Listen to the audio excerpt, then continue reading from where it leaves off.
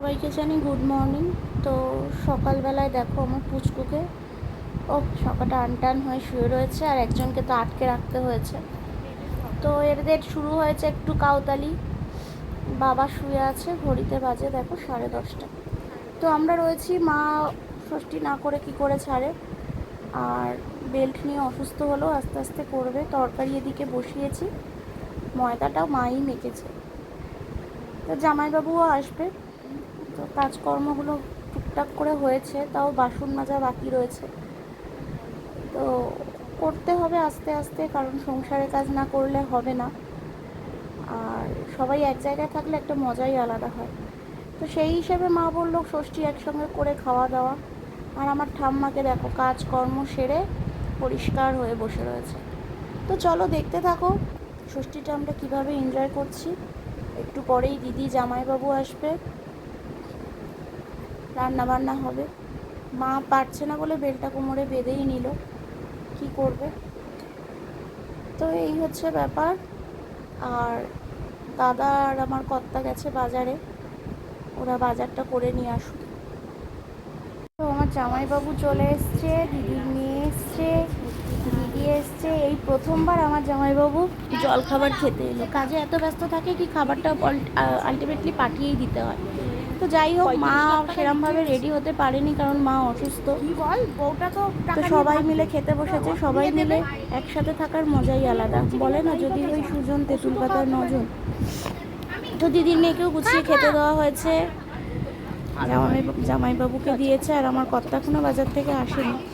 যতটুকু হয়েছে মা অ্যারেঞ্জ করতে পেরেছে করেছে, কারণ এই মা অসুস্থ থেকে এদিক ওদিক ঝাপাঝাপি করে এই সুস্থ হয়ে উঠেছে কিছুটা। তো মেয়েও গুছিয়ে গুছিয়ে দিচ্ছে। আর আমাদের মন মশাই তো বাপরে, ও তো হট্টাকর্তা। তো দেখো যতটুকু পেরেছি আমার জামাইবাবুর সঙ্গে দেখিয়ে দিলাম, দিদির মেয়ে সবার সাথে তোমাদের পরিচয় হয়ে গেল।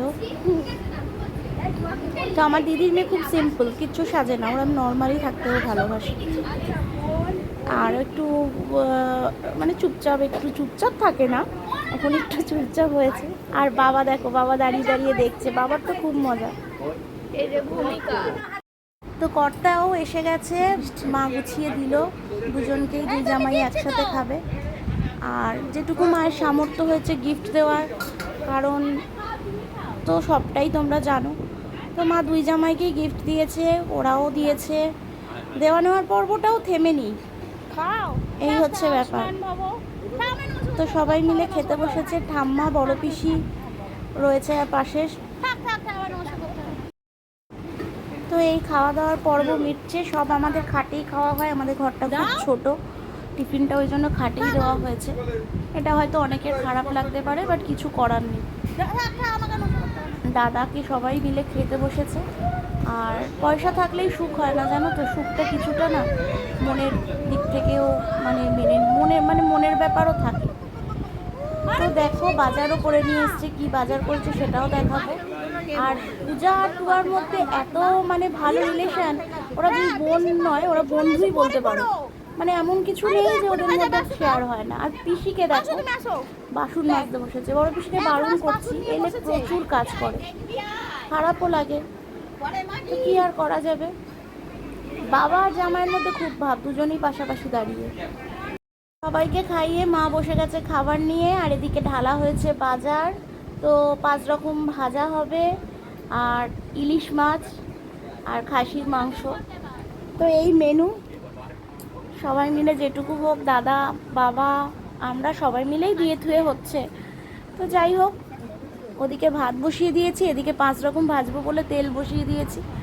আর মা বসেছে সবাইকে খাইয়ে বাঁচলে খাবার নিয়ে। জামাইবাবুরা চলে গেল, কারণ আমার দিদির বাড়ি থেকে আমাদের বাড়ি একটুখানি ডিস্টেন্স। আমার মেয়ের শখ থালায় কলা পাতা দিয়ে সুন্দর করে গুছিয়ে দেবে, যতটুকু পেরেছে করেছে। দেখো গুছিয়েছে ভাত গোল করে, ঠিক আছে। আর এদিকে মাংসও হয়ে গেছে, রান্না কমপ্লিট। তো এখন খাওয়ার পালা। জামাইবাবু এসছে, জামাইবাবু খুব বই দেখতে ভালোবাসে, তো বই চালিয়ে দিয়েছে। আর খাবারের ব্যবস্থাটা মা করে গুছিয়ে দেবে। ঘড়িতে বাজে 7টা। তো সন্ধেবেলা বাড়ি পুরো ফাঁকা, আমরাই রয়েছি, দিদি জামাইবুড়া তো চলেই গেল। আর মা এবার সন্ধ্যে টন্ধে দিয়ে আমাদের একটু টিফিন টিফিন করবে। এদিকে কাঁচা বাসন মাজাগুলো সবই করে নিয়েছি, এখনও কাজের লোক রাখিনি, কাজের লোক না রাখলে মা পেরে উঠবে না। তো এই হচ্ছে ব্যাপার, সব কিছু কমপ্লিট। তো আজকের ভিডিওটা তোমাদের কেমন লাগলো অবশ্যই শেয়ার করো, কমেন্ট করে জানিও।